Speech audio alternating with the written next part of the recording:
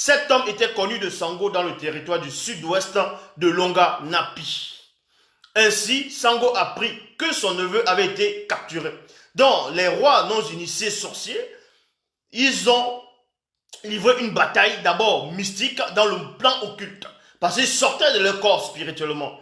Maintenant, en Afrique, d'autres vont dire que telle personne, telle grand-mère a voyagé dans une boîte de sardines, telle personne a voyagé, en gros, sort de son corps. Ils appellent ça le voyage astral, la projection astrale. Non, il ne faut pas confondre. Bon, ici, on va un peu expliquer en détail.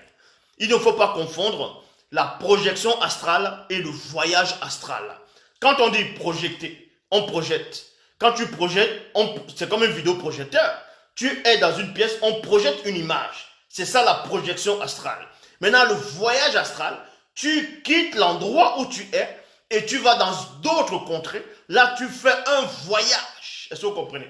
Donc, quand les sorciers, dans le temps d'autrefois en Afrique ancestrale, quand les initiés luttaient spirituellement, ils ne faisaient pas ce qu'on appelle le voyage astral. Ce n'était pas un voyage, c'était un combat spirituel. C'était la sortie du mundi, la sortie spirituelle, qui n'a rien à voir avec la projection astrale ou le voyage astral. Parce que quand on dit, parce que tous ceux-là qui se disent serviteurs de Dieu, qui se disent serviteurs de Jésus, tous ces mongols, ces pasteurs, ces faux pasteurs, ils vous parlent de la 13e dimension, d'autres dimensions.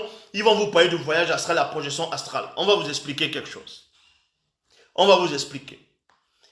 Voyage astral et projection astrale, quand on dit le mot astral apparaît. Donc quand on dit voyage astral, c'est ton âme qui sort et qui va en voyage. Quand on dit projection astrale, c'est ton âme qui se projette à une certaine distance. C'est ça. C'est pour ça qu'on dit voyage ou projection astrale. On n'a pas dit voyage spirituel ou bien voyage spirit ou projection d'esprit. Non. Ce qu'on appelle les prophètes, les Mutopeda Mundi.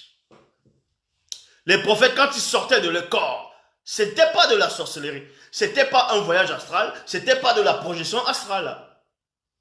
La plupart des gens sont juste victimes de l'ignorance. Ils ne savent pas faire la distinction entre le voyage de l'esprit, donc la sortie de par l'esprit, et la sortie de l'âme qui est, on va dire, soit le voyage astral, soit la projection astrale. On va vous expliquer. Quand quelqu'un sort de son corps,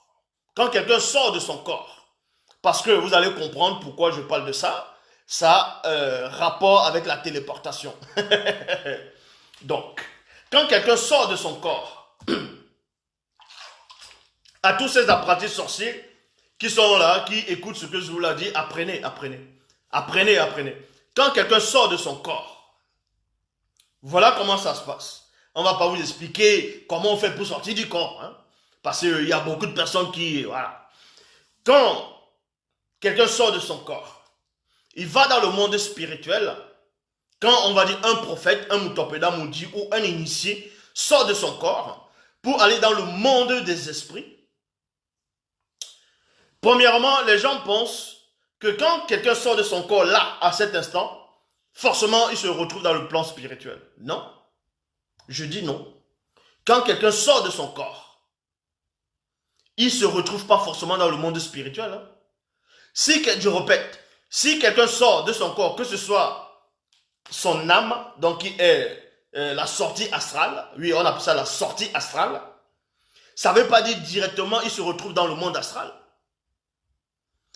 Quand quelqu'un sort de son, c'est-à-dire la sortie de l'esprit, donc il sort spirituellement de son corps, ça ne veut pas dire qu'il va se retrouver directement dans le monde des esprits, c'est-à-dire dans le monde spirituel ou dans le monde, oui, on va dire dans l'au-delà, non?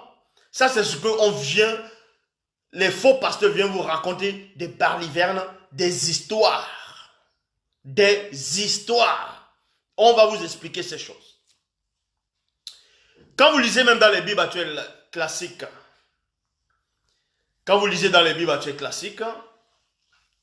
vous voyez que quand la plupart, certains prophètes ou apôtres ou gens, selon les Bibles actuelles classiques dans l'île de Patmos, il dit qu'il fut ravi au jour du Seigneur. Ça veut dire quoi? Que quand Jean sort de son corps, pas astralement, mais spirituellement. Il sort de son corps. Il ne se retrouve pas directement dans le monde des esprits. C'est une entité qui va voir. Et cette entité va prendre l'esprit de Jean, donc de l'Akisabé, pour le faire introduire dans le monde des esprits. Et là maintenant, il va voir la révélation. Il va commencer à voir le monde spirituel et le monde visible et astral. Donc ça veut dire que quand quelqu'un sort de son corps pour, si l'Oba le permet, et il entre dans le monde des esprits, c'est-à-dire le monde spirituel, c'est l'âme de la personne qui est à l'intérieur de son propre esprit. Est-ce que vous comprenez? Parce que l'âme de la personne ne peut pas intégrer le monde des esprits.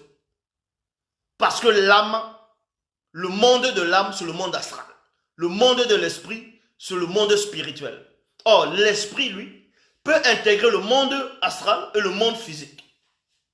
Donc, vous comprenez par là que tous ceux qui se disent des sorciers, qui sont sortis de leur corps, ils ont vu des démons, ils ont vu ça, ils ont vu le paradis, ça c'est faux. Parce qu'ils ne maîtrisent rien.